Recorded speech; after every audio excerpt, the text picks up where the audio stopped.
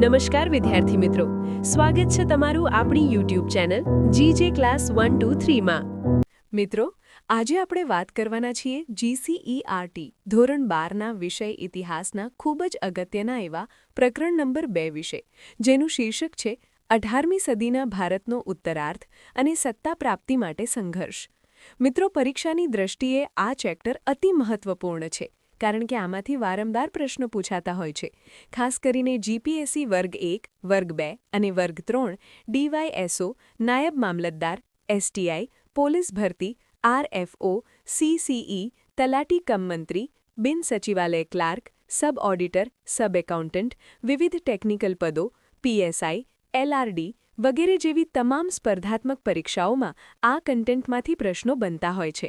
આપણે આ લેક્ચરમાં અગાઉની પરીક્ષાઓમાં પૂછાયેલા મહત્વના પ્રશ્નોની પણ ચર્ચા કરીશું અને સાથે સાથે આજના લેક્ચરમાંથી બની શકતા નવા પ્રશ્નોની પણ ચર્ચા કરીશું, તો ખૂબ જ ધ્યાનથી સાંભળજો। મિત્રો, આપણે આજના આ લેક્ચરમાં શું ભણીશું એની એકદમ ટૂંકમાં વાત કરું તો આજે આપણે જોઈશું કે કેવી રીતે મુઘલ સામ્રાજ્યનું પતન થયું, અંગ્રેજોએ કેવી રીતે ભારતમાં પગપેસારો કર્યો અને ભારતના અલગ અલગ રાજ્યો જેવા કે હૈદરાબાદ, બંગાળ, અવધ, મૈસૂર, શીખ સામ્રાજ્ય અને મરાઠા સત્તા કેવી રીતે ઉભરી આવી અને તેમનો સંઘર્ષ કેવો રહ્યો। ચાલો મિત્રો, શરૂઆત કરીએ।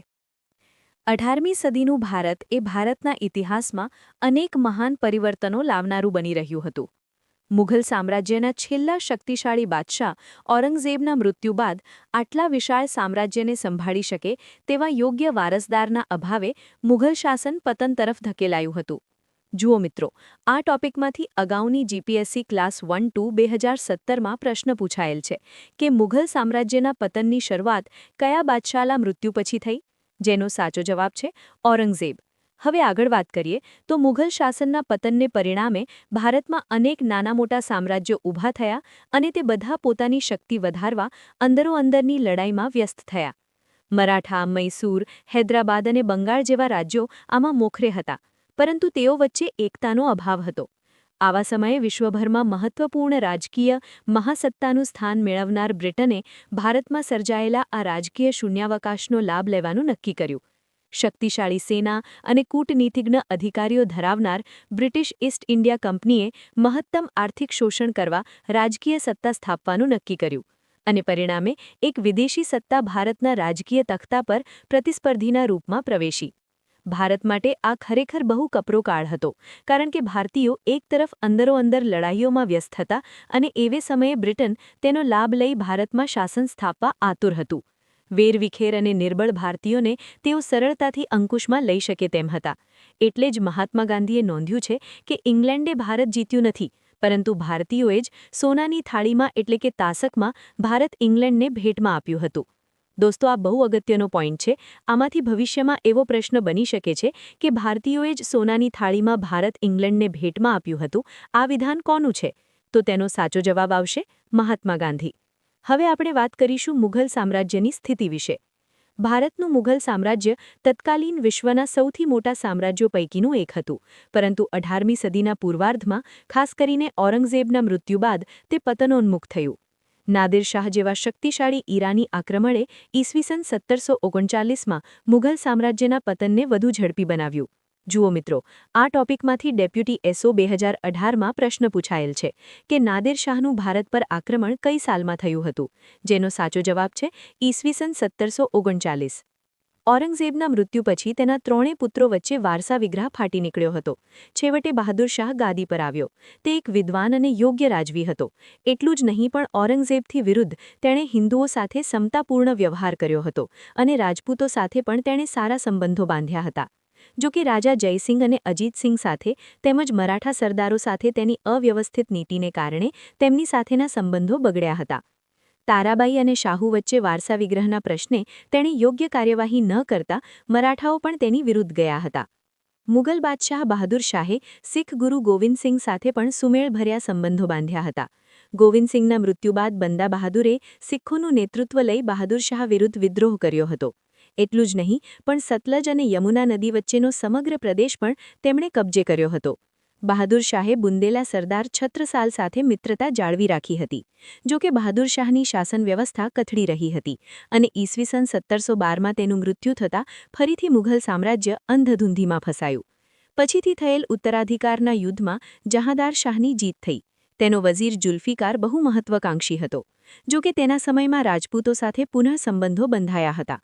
જુલ્ફિકાર વિરુદ્ધ ષડયંત્ર રચી ફરૂખશીર ગાદી મેળવવામાં સફળ થયો ઈસવીસન 1713માં. આમાં તેને સૈયદ બંધુઓએ મદદ કરી હતી. દોસ્તો, આ બહુ અગત્યનો પોઈન્ટ છે. આમાંથી ભવિષ્યમાં એવો પ્રશ્ન બની શકે છે કે મુઘલ ઇતિહાસમાં કિંગમેકર તરીકે કોણ ઓળખાતું હતું, તો તેનો સાચો જવાબ આવશે સૈયદ બંધુઓ. ફરૂખશીર પણ સક્ષમ ન હતો અને તેના સમયમાં મુઘલ સામ્રાજ્ય વધુ નિર્બળ બન્યું. ઈસવીસન 1719થી ઈસવીસન 1748 સુધીના લાંબા સમય સુધી ફરૂખશીર બાદ મોહમ્મદ શાહે શાસન કર્યું. તે નિર્બળ હોવાને કારણે ખાસ કરીને મરાઠા સરદારો, અવધ, બંગાળ અને પંજાબ પર પોતાનું આધિપત્ય જાળવી શક્યો નહીં. તેના સમયમાં નાદિર શાહના આક્રમણે વધારે કફોડી સ્થિતિ ઊભી કરી હતી. હવે ઈસવીસન 1759માં શાહ આલમ બીજો ગાદી પર આવ્યો. તે હિંમતવાળો અને યોગ્ય શાસક હતો, પરંતુ મુઘલ સામ્રાજ્યનો ઉદ્ધાર કરવો તેના માટે સંભવ ન હતો. અંગ્રેજોએ ઈસવીસન 1757 અને 1764માં બંગાળ પર મહત્વપૂર્ણ વિજય પ્રાપ્ત કર્યો અને તેઓ ક્રમશઃ દિલ્હી તરફ આગળ વધી રહ્યા હતા. અંતે ઈસવીસન 1803માં અંગ્રેજોએ દિલ્હી કબજે કર્યું. આમ મુઘલ શાસનના આવા નિર્બળ ઉત્તરાધિકારીઓને કારણે ભારત બ્રિટિશ સત્તાનો ભોગ બન્યું. હવે આપણે વાત કરીશું હૈદરાબાદ અને કર્ણાટક રાજ્ય વિશે. હૈદરાબાદ રાજ્યની સ્થાપના ઈસવીસન 1724માં આસફ જહાંએ કરી હતી. જુઓ મિત્રો, આ ટોપિકમાંથી જીપીએસસી ક્લાસ 1 2019માં પ્રશ્ન પૂછાયેલ છે કે હૈદરાબાદ રાજ્યના સ્થાપક કોણ હતા, જેનો સાચો જવાબ છે નિઝામ ઉલ મુલ્ક અથવા આસફ જહાં. તે પાછળથી નિઝામુલ મુલ્ક તરીકે ઓળખાયો હતો. ઔરંગઝેબના મૃત્યુ બાદ તેણે દક્ષિણમાં જઈ ક્રમશઃ હૈદરાબાદ રાજ્યનો પાયો નાખ્યો અને અંદરખાને મુઘલ સામ્રાજ્યથી સ્વતંત્ર રહેવાનું નક્કી કર્યું. મુઘલ સામ્રાજ્યના નમૂના અનુસાર દખ્ખણમાં પણ તેણે વ્યવસ્થિત વહીવટી પદ્ધતિનો પ્રારંભ કર્યો હતો. તેના દિવાન પૂરણચંદે દખ્ખણમાં મહેસૂલી વ્યવસ્થા સ્થાપવામાં તેને મદદ કરી હતી.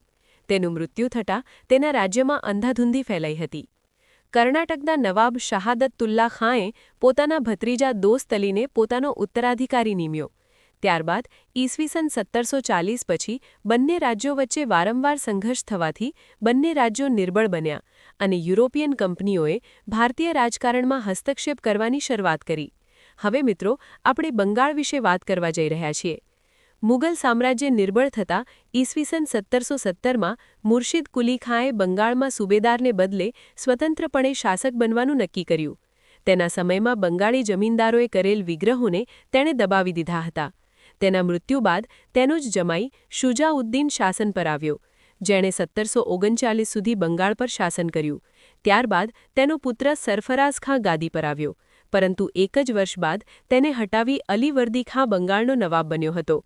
બંગાળમાં આ ત્રણેય નવાબોના સમયગાળા દરમિયાન શાંતિ અને વ્યવસ્થા સ્થપાયેલા રહ્યા હતા. તેમણે વેપાર અને વાણિજ્યનો વિકાસ કર્યો હતો અને નવી જ જમીન મહેસૂલ પદ્ધતિ ઊભી કરી મહત્વપૂર્ણ કાર્યો કર્યા હતા. આ ત્રણેય નવાબોએ હિન્દુઓ અને મુસલમાનો બંનેને સમાન તક આપી હતી. તેમણે વેપાર વાણિજ્યનો અને ખાસ કરીને વિદેશ વેપારનો વિકાસ કરવા નદી માર્ગોની સુરક્ષા કરી હતી. તેમણે અંગ્રેજો અને ફ્રેન્ચ ઈસ્ટ ઇન્ડિયા કંપનીને કલકત્તા અને ચંદ્રનગરમાં કારખાનાઓની કિલ્લેબંધી કરવાની મનાઈ ફરમાવી હતી. જો કે બંગાળના નવાબોએ શક્તિશાળી લશ્કર રાખવાનું બુદ્ધિમત્તાપૂર્ણ કાર્ય કર્યું ન હતું. પરિણામે તેના ઉત્તરાધિકારી સિરાજ ઉદ દૌલાના સમયમાં પ્લાસીના યુદ્ધમાં ઈસ્ટ ઇન્ડિયા કંપનીએ નવાબના લશ્કરને હરાવી ભારત પર પોતાનું શાસન સ્થાપી દીધું. જુઓ મિત્રો, આ ટોપિકમાંથી તલાટી કમ મંત્રી 2017માં પ્રશ્ન પૂછાયેલ છે કે પ્લાસીનું યુદ્ધ કયા વર્ષમાં લડાયું હતું, જેનો સાચો જવાબ છે ઈસવીસન 1757. હવે આપણે વાત કરીશું અવધ રાજ્ય વિશે. અવધના સુબેદાર તરીકે ઈસવીસન 1722માં નિમાયેલ શહાદત ખાં, જે બુરહાન ઉલ મુલ્ક તરીકે પણ ઓળખાતો હતો, તેણે અવધના સ્વતંત્ર રાજ્યની સ્થાપના કરી હતી. તે બુદ્ધિશાળી અને શક્તિશાળી હતો. તેણે નવી જ જમીન મહેસૂલ પદ્ધતિનો પ્રારંભ કર્યો હતો અને હિન્દુઓ અને મુસ્લિમો વચ્ચે સમાનતાપૂર્ણ વ્યવહાર કર્યો હતો. તેનું મૃત્યુ થતાં સફદરજંગે અલ્હાબાદ અને અવધનો વહીવટ પોતાના હાથમાં લીધો. બંગેશ નવાબો સામે 1750-51 દરમિયાન તેનું મહત્વપૂર્ણ યુદ્ધ થયું હતું. સફદરજંગે શહાદત ખાનની જેમ જ વ્યવસ્થિત નીતિ અપનાવી હતી. તેણે લખનૌ અને અવધનો વિકાસ કર્યો. એટલું જ નહીં, સાહિત્ય અને કલાનો તથા હસ્તશિલ્પનો તેના સમયમાં ખાસ્સો વિકાસ થયો હતો અને નૈતિક રીતે પણ તે ચોખ્ખો હતો. પરંતુ બક્સરના યુદ્ધમાં એટલે કે ઈસવીસન 1764માં અવધ ઈસ્ટ ઇન્ડિયા કંપનીના હાથે હાર પામ્યું હતું. હવે આપણે વાત કરીશું દક્ષિણ ભારતના ખૂબ જ શક્તિશાળી રાજ્ય મૈસૂર વિશે. દક્ષિણ ભારતમાં વિજયનગર સામ્રાજ્યના અંત બાદ હૈદરાબાદની પાસે આવેલું મૈસૂર હૈદર અલીના નેતૃત્વમાં સૌથી શક્તિશાળી રાજ્ય બન્યું હતું. તેણે મૈસૂરના રાજા કૃષ્ણરાજ વડિયારને નામમાત્રનો રાજા બનાવી વાસ્તવિક સત્તા પોતાના હાથમાં લઈ લીધી હતી. કુશાગ્ર બુદ્ધિ અને પ્રતિભાવંત હૈદર અલીએ મૈસૂરનો મહત્વપૂર્ણ વિકાસ કર્યો. ફ્રેન્ચ ઈસ્ટ ઇન્ડિયા કંપનીની મદદથી તેણે ડિંડીગુલ ખાતે આધુનિક શસ્ત્રાગારની સ્થાપના કરી હતી. મિત્રો, આ માહિતીમાં મને ભૂલ હોય એવું લાગે છે કેમ કે GCERTમાં સાલ 1755 લખી છે, પરંતુ અન્ય પ્રમાણભૂત સ્ત્રોતો મુજબ આ ઘટનાની આસપાસના વર્ષોમાં ફેરફાર હોઈ શકે છે. તો જો આના પર કોઈ પ્રશ્ન પરીક્ષામાં પૂછાય તો તમારે તમારી સૂઝબૂછથી જવાબ આપવો, પણ પુસ્તક મુજબ ઈસવીસન 1755 યાદ રાખીશું. મૈસૂરના વાસ્તવિક શાસક બની ઈસવીસન 1761માં એણે કન્નડ અને મલબાર સુધીનો વિસ્તાર પોતાના રાજ્યમાં ભેળવી દીધો હતો. તેણે મુઘલ શાસન પ્રણાલી જેવી જ વ્યવસ્થા ઊભી કરી હતી. મૈસૂર સતત નિઝામ, મરાઠા અને અંગ્રેજો સામે સંઘર્ષમાં રહેતું. તેણે 1779માં અંગ્રેજોને હરાવી દીધા હતા, પરંતુ બીજા એંગ્લો-મૈસૂર યુદ્ધમાં એટલે કે 1782માં તે મૃત્યુ પામ્યો અને તેની જગ્યાએ તેનો પુત્ર ટીપુ સુલતાન ગાદી પર આવ્યો. ચતુર્થ એંગ્લો-મૈસૂર યુદ્ધમાં ઈસવીસન 1799માં મૃત્યુ પામતા ટીપુ સુલતાન મૈસૂરમાં શાસન કરવાવાળો શક્તિશાળી સુલતાન હતો. ફ્રાન્સની રાજ્યક્રાંતિથી ખૂબ જ પ્રોત્સાહિત થઈ સમયની સાથે પોતાના રાજ્યમાં વ્યાપક પરિવર્તનો કરનાર તે એક શક્તિશાળી સુલતાન હતો. નવીન કેલેન્ડર, નવા જ સિક્કાઓ અને નવી પ્રણાલીથી તોલમાપ શરૂ કરનાર તેમજ આધુનિક પુસ્તકાલય તથા ધર્મ, ઇતિહાસ, વિજ્ઞાન અને ગણિત જેવા વિષયોમાં રસરૂચિ લેનાર કદાચ 18મી સદીનો તે એકમાત્ર સુલતાન હતો. શ્રીરંગપટ્ટમમાં સ્વતંત્રતા વૃક્ષ સ્થાપીને તે જેકોબિન ક્લબનો સભ્ય બન્યો હતો. દોસ્તો, આ બહુ અગત્યનો પોઈન્ટ છે. આમાંથી ટીપુ સુલતાન કઈ ક્લબનો સભ્ય હતો અથવા સ્વતંત્રતા વૃક્ષ કોણે વાવ્યું તેવો પ્રશ્ન બની શકે છે, જેનો સાચો જવાબ જેકોબિન ક્લબ અને ટીપુ સુલતાન આવશે. લશ્કરી વ્યવસ્થામાં પણ આધુનિકીકરણ લાવી તેણે ઉચ્ચ કોટીનું લશ્કર તૈયાર કર્યું હતું. યુરોપિયન શૈલી પ્રકારે બંદૂકો અને આધુનિક હથિયારોથી તેણે લશ્કરનું નવીનીકરણ કર્યું. એટલું જ નહીં, પણ તેણે ઈસવીસન 1776માં નૌકાસીના ઊભી કરી જહાજો પણ બનાવ્યા હતા. તે પોતે પણ પ્રતિભાવંત સેનાપતિ હતો. તે કહેતો કે ઘેટાની જેમ લાંબી જિંદગી જીવવા કરતાં સિંહની જેમ એક દિવસ જીવવું યોગ્ય છે. જુઓ મિત્રો, આ ટોપિકમાંથી ક્લાર્ક 2019માં પ્રશ્ન પૂછાયેલ છે કે આ વિધાન કોનું છે, જેનો સાચો જવાબ છે ટીપુ સુલતાન. ચતુર્થ એંગ્લો-મૈસૂર યુદ્ધમાં અંગ્રેજોએ તેને હરાવ્યો અને અહીં લડતા લડતા તે વીરગતિને પામ્યો. ટીપુ સુલતાન 18મી સદીના રાજનીતિજ્ઞોમાં સૌથી શ્રેષ્ઠ હતો. અંગ્રેજોના રૂપમાં ઊભા થનાર ખતરાની જાણ તેને હતી અને એટલે જ અંગ્રેજો તેમને પોતાનું સૌથી ખતરનાક દુશ્મન સમજતા હતા. જુઓ મિત્રો, આ ટોપિક તાજેતરમાં ચર્ચામાં હતો કેમ કે લંડનમાં થયેલી હરાજીમાં ટીપુ સુલતાનની તલવાર વિક્રમી કિંમતે વેચાઈ હતી, જે તેની વૈશ્વિક ઓળખ દર્શાવે છે. હવે આપણે દિલ્હીની આસપાસના પ્રદેશો વિશે વાત કરીશું. મુઘલ સામ્રાજ્યના પતન બાદ દિલ્હી આસપાસના રાજપૂત રાજ્યોએ પોતાના રાજ્યોને સ્વતંત્ર કરવાનો પ્રયત્ન કર્યો હતો. આમાં સૌથી મહત્વપૂર્ણ રાજપૂત શાસકમાં આમેરનો રાજા સવાઈ જયસિંહ હતો. તે કુશળ રાજનીતિજ્ઞ, સુધારક, કાયદાવિદ અને ખાસ તો વિજ્ઞાન અને કલાનો વિદ્વાન હતો. ભારતમાં જ્યારે વિજ્ઞાન અને ટેકનોલોજીના ક્ષેત્રે શૂન્યાવકાશ વ્યાપી રહ્યો હતો, ત્યારે તેણે જયપુરમાં વિજ્ઞાન અને કલાનું મહત્વપૂર્ણ કેન્દ્ર ઊભું કર્યું હતું. તેણે દિલ્હી, જયપુર, ઉજ્જૈન અને મથુરામાં આધુનિક વિજ્ઞાન અને ટેકનોલોજીનો સમાવેશ કરતી વેધશાળાઓ બનાવી હતી. દોસ્તો, આ બહુ અગત્યનો પોઈન્ટ છે. આમાંથી સવાઈ જયસિંહે કઈ કઈ જગ્યાએ વેધશાળાઓ બનાવી હતી તેવો પ્રશ્ન બની શકે છે, જેનો સાચો જવાબ દિલ્હી, જયપુર, ઉજ્જૈન અને મથુરા છે. નોંધ: બનારસમાં પણ બનાવી હતી. તેના સમયમાં ગણિતના તત્વો અને ત્રિકોણમિતીય ક્ષેત્રે ખાસ્સું કામ થયેલું. તેમણે રાજપૂતોમાં વ્યાપક એવા કેટલાક દૂષણો વિરુદ્ધ સમાજ સુધારો કર્યો, જેમાં બાળકીને દૂધ પીતી કરવાની ચાલનો પણ સમાવેશ થાય છે. હવે આપણે બંગેશ પઠાણો અને રોહિલ્લાઓ વિશે થોડી વાત કરીએ. અલીગઢ અને કાનપુર વચ્ચેના પ્રદેશોમાં મોહમ્મદ ખાન બંગેસે એટલે કે ફરુખાબાદ આસપાસ એક નાનું પરંતુ શક્તિશાળી રાજ્ય સ્થાપ્યું હતું. હિમાલયના દક્ષિણ ભાગમાં અને ગંગા નદીના ઉત્તરમાં કુમાઉં સુધી ફેલાયેલા રાજ્યની રાજધાની બરેલીના આંવલા અને ત્યારબાદ રામપુરમાં બનાવી હતી. તે અયોધ્યા, દિલ્હી અને જાટ પ્રજા સાથે સતત સંઘર્ષમાં રહેતો હતો. હવે રાજપૂતાનાની વાત કરીએ તો મુઘલ સામ્રાજ્યના પતન બાદ રાજપૂતાના ક્ષેત્રના રાજપૂત રાજાઓની પરિસ્થિતિમાં મહત્વપૂર્ણ પરિવર્તનો આવ્યા હતા. ખાસ કરીને જયપુર અને ઉદયપુર તથા જોધપુર રાજ્યો પોતાના વિકાસનું સાતત્ય જાળવી રહ્યા, પરંતુ અંગ્રેજોના સમયમાં તેમના રાજકીય જીવનમાં પણ મહત્વપૂર્ણ પરિવર્તનો આવ્યા હતા. હવે આપણે શીખ સત્તા વિશે ખૂબ જ અગત્યની વાત કરવા જઈ રહ્યા છીએ. 17મી સદીની શરૂઆતના શીખ ગુરુ હરગોવિંદે શીખોને લડાયક બનાવવાનો પ્રયત્ન કર્યો હતો, જે 10મા ગુરુ ગોવિંદસિંહના સમયમાં અત્યંત શક્તિશાળી બની ચૂક્યા હતા. ગોવિંદસિંહના શીખ સૈન્યએ ઔરંગઝેબ વિરુદ્ધ ઘણા યુદ્ધો કર્યા હતા. ત્યારબાદ બંદા બહાદુરે ગોવિંદસિંહનું કાર્ય ચાલુ રાખ્યું. પંજાબના કેટલાક વિસ્તારોમાં ક્રમશઃ તેમનું શાસન શક્તિશાળી બનતું ગયું. ભારત પર ઈરાની આક્રમણો થવાને પરિણામે શીખ સત્તાનો વિકાસ થયો. 18મી સદીના અંતમાં શીખની સુકરચકિયા જાતિમાંથી આવેલા રણજીતસિંહે શીખ સામ્રાજ્યનો વિકાસ કર્યો હતો. જુઓ મિત્રો, આ ટોપિકમાંથી PSI 2017માં પ્રશ્ન પૂછાયેલ છે કે મહારાજા રણજીતસિંહ કઈ મિસલ એટલે કે જાતિ સાથે સંબંધ ધરાવતા હતા, જેનો સાચો જવાબ છે સુકરચકિયા. તેમણે લાહોર અને અમૃતસર જીતીને સતલુજ નદીના પશ્ચિમ વિસ્તાર પર પોતાનું સામ્રાજ્ય સ્થાપ્યું હતું. એટલું જ નહીં, પણ તેમણે મુલતાન, કાશ્મીર, પેશાવર જીતી લઈને શીખ રાજ્યનો વિસ્તાર કર્યો હતો. તેમણે યુરોપિયન ઢબે શક્તિશાળી લશ્કર ઊભું કર્યું હતું અને યુરોપિયનો તેમના લશ્કરમાં અધિકારી તરીકે કાર્યો કરતા હતા. ધાર્મિક રીતે પણ તે સહિષ્ણુ હતા. અંગ્રેજોએ તેમની સાથે સારા સંબંધો સ્થાપિત કર્યા હતા, પરંતુ તેમના મૃત્યુ બાદ 1839માં ગવર્નર જનરલ ડેલહાઉસીએ શીખ રાજ્યનો બ્રિટિશ સામ્રાજ્યમાં વિલય કરી દીધો. હવે મિત્રો, આપણે મરાઠા સત્તા વિશે વાત કરીશું, જે મુઘલ સામ્રાજ્યને સૌથી વધારે શક્તિશાળી મુકાબલો આપનાર સત્તા હતી. એક સામાન્ય યોદ્ધાના પુત્ર તરીકે જન્મેલા શિવાજીએ સ્વબળે મહાન મુઘલ સત્તા તેમજ દક્ષિણમાં બહમની રાજ્યો સાથે ભારે સંઘર્ષ કરી મરાઠા સત્તાનો પાયો નાખ્યો હતો. મિત્રો, પુસ્તકમાં શિવાજીનો જન્મ ઈસવીસન 1627 લખેલ છે, પરંતુ આ માહિતીમાં મને ભૂલ હોય એવું લાગે છે, કેમ કે અન્ય ભારત સરકાર કે મહારાષ્ટ્ર સરકારના ઓફિશિયલ સોર્સમાં ખરેખર જન્મ તારીખ 19 ફેબ્રુઆરી 1630 સ્વીકારવામાં આવેલી છે. તો જો આના પર કોઈ પ્રશ્ન પરીક્ષામાં પૂછાય તો તમારે તમારી સૂઝબૂઝથી અને ઓપ્શન જોઈને જવાબ આપવો.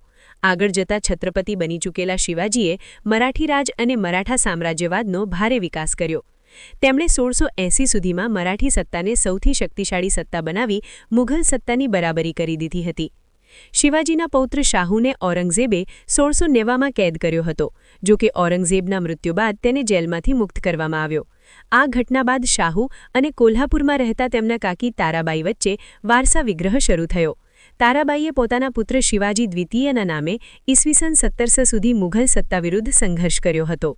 શાહુ અને કોલ્હાપુર વચ્ચેના ઝઘડાને પરિણામે મરાઠી સરકારમાં પેશવા પ્રથા નામની એક નવી જ વ્યવસ્થાનો જન્મ થયો અને પેશવા હવે મરાઠી સત્તાના કેન્દ્રમાં આવ્યા. પ્રથમ પેશવા બાલાજી વિશ્વનાથ એક બ્રાહ્મણ હતા, જેમણે શાહુનો પક્ષ લઈ તેમના દુશ્મનોને દૂર કરી મરાઠા શક્તિનો વિસ્તાર કર્યો. એટલું જ નહીં, પણ પેશવાએ શાહુની સત્તા પણ પોતાના હાથમાં લઈ લીધી હતી. તેમણે મુઘલોને પણ અંકુશમાં રાખ્યા હતા. તેમનું મૃત્યુ થતાં તેમના પુત્ર બાજીરાવ પ્રથમ પેશવા બન્યા. તે અત્યંત પ્રતિભાવંત સેનાપતિ હતા. શિવાજી પછીના ગેરિલા યુદ્ધના સૌથી શક્તિશાળી પ્રતીક તરીકે તેમને યાદ કરવામાં આવે છે. મુઘલ સત્તા વિરુદ્ધ તેમને ખાસી સફળતા મળી હતી. તેમના સમયમાં મરાઠા મહારાષ્ટ્રથી લઈને માળવા, ગુજરાત અને બુંદેલખંડ પર અધિકાર ધરાવતા થયા હતા. તેમણે જંજીરા જીત્યું અને પોર્ટુગીઝોને પણ પોતાના અંકુશમાં લીધા હતા. મરાઠી સામ્રાજ્યવાદનો ખૂબ મોટો વિસ્તાર કરનાર બાજીરાવ 1740માં મૃત્યુ પામ્યા. તેમના બાદ તેમના પુત્ર બાલાજી બાજીરાવ, જે નાના સાહેબ તરીકે પ્રખ્યાત થયા, તેમણે શાસન સંભાળ્યું અને પોતાના પિતાના અધૂરા સ્વપ્ન પૂર્ણ કરવા પ્રયત્ન કર્યો. અહેમદ શાહ અબ્દાલી અને મરાઠા વચ્ચે પાણીપતનું ત્રીજું યુદ્ધ 14મી જાન્યુઆરી 1761ના રોજ થયું. આ યુદ્ધમાં સદાશિવ રાવે મહત્વનો ભાગ ભજવ્યો હતો, જેમાં મરાઠા પક્ષે 28,000 સૈનિકો મૃત્યુ પામ્યા. જુઓ મિત્રો, આ ટોપિકમાંથી જીપીએસસી ક્લાસ 1-2 2021માં પ્રશ્ન પૂછાયેલ છે કે પાણીપતનું ત્રીજું યુદ્ધ કોની વચ્ચે લડાયું હતું, જેનો સાચો જવાબ છે મરાઠા અને અહેમદ શાહ અબ્દાલી. આ ઘટનાના આઘાતથી જૂન 1761માં પેશવાનું મૃત્યુ થયું. જો કે મરાઠા હાર્યા, પરંતુ ભૂસાયા નહીં. માધવરાવના નેતૃત્વમાં મરાઠા શક્તિનો પુનઃ ઉદય થયો અને માધવરાવે મરાઠા સત્તાને દિલ્હી સુધી વિસ્તારી. સવાઈ માધવરાવ 1795માં મૃત્યુ પામ્યા ત્યાં સુધીમાં અંગ્રેજોએ શક્તિશાળી રીત અપનાવી મરાઠા શક્તિને પડકારી 3 યુદ્ધો કર્યા. તેમાંના ત્રીજા મરાઠા વિગ્રહમાં મરાઠાઓ હાર્યા અને પેશવા પ્રથાનો અંત આવ્યો. છેલ્લે આપણે વાત કરીશું આસામ અને ઉત્તર પૂર્વ રાજ્યો વિશે. 18મી સદીના આરંભમાં ભારતના ઉત્તર પૂર્વીય ક્ષેત્રોમાં સુપ્રસિદ્ધ જનજાતિના રાજ્યો આવેલા હતા. મુઘલોને હાર આપનાર શક્તિશાળી આસામી નેતા બડફકન હતા. મિત્રો, અહીં ખાસ ધ્યાન આપજો, પાઠ્યપુસ્તકમાં બડફકન શબ્દ છે, પરંતુ ઇતિહાસમાં તેમનું પૂરું નામ લચિત બોરફુકન તરીકે પ્રખ્યાત છે. જુઓ મિત્રો, આ ટોપિક તાજેતરમાં ચર્ચામાં હતો કેમ કે લચિત બોરફુકનની 400મી જન્મજયંતિની ઉજવણી ભારત સરકાર દ્વારા ભવ્ય રીતે કરવામાં આવી હતી અને તેમની પ્રતિમાનું અનાવરણ પણ થયું હતું. તેમણે આસામને એક શક્તિશાળી રાજ્ય બનાવ્યું હતું. અહોમના શાસક રુદ્રસિંહાને તો પૂર્વ ભારતના છત્રપતિ શિવાજી કહેવાય છે. કોર્નવોલિસે આસામ અને પૂર્વ ભારત તરફ ધ્યાન કેન્દ્રિત કરી સામ્રાજ્યવાદી નીતિ અપનાવી હતી. અંગ્રેજોએ બર્મા જીતી આ પ્રદેશો પર પોતાનો કાબો વધાર્યો અને ત્યારબાદ 1885 સુધીમાં મોટાભાગના પૂર્વીય વિસ્તારો અંગ્રેજોના તાબા હેઠળ આવી ચૂક્યા હતા. દોસ્તો, આજનો આપણો આ ટોપિક અહીં પૂર્ણ થાય છે. આ લેક્ચરમાં આપણે જોયું કે કઈ રીતે ઔરંગઝેબ પછી મુઘલ સત્તા નબળી પડી અને ભારતના પ્રાદેશિક રાજ્યો જેવા કે મરાઠા, મૈસૂર, હૈદરાબાદ અને બંગાળ શક્તિશાળી બન્યા. છતાં એકતાના અભાવે અંગ્રેજો સામે ટકી શક્યા નહીં. આપણે જોયું કે શિવાજી મહારાજથી શરૂ થયેલું મરાઠા સામ્રાજ્ય પારીપતના ત્રીજા યુદ્ધમાં નબળું પડ્યું. હૈદર અલી અને ટીપુ સુલતાને મૈસૂરમાં અંગ્રેજોને ટક્કર આપી અને મહારાજા રણજીતસિંહે પંજાબમાં શીખ સત્તા જમાવી. પરંતુ અંતે બ્રિટિશ ઈસ્ટ ઇન્ડિયા કંપની પોતાની કૂટનીતિથી સમગ્ર ભારત પર સત્તા સ્થાપવામાં સફળ રહી. ચાલો વિદ્યાર્થી મિત્રો, તો હવે મળીશું નેક્સ્ટ લેક્ચરમાં નવી માહિતી સાથે. તમે આ લેક્ચરની PDF Telegram channel GJ class 123 અને વેબસાઇટ www.gjclass123.com પરથી મેળવી શકો છો. સાથે સાથે આ ટોપિક પરથી બની શકતા અગત્યના ક્વેશ્ચન અને આન્સરની PDF પણ અહીં ઉપલબ્ધ છે. ટેલિગ્રામ ચેનલ અને વેબસાઇટની લિંક ડિસ્ક્રિપ્શનમાં આપેલી છે.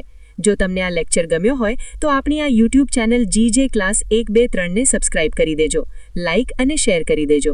મળીએ નેક્સ્ટ લેક્ચરમાં. જય હિન્દ, જય ભારત.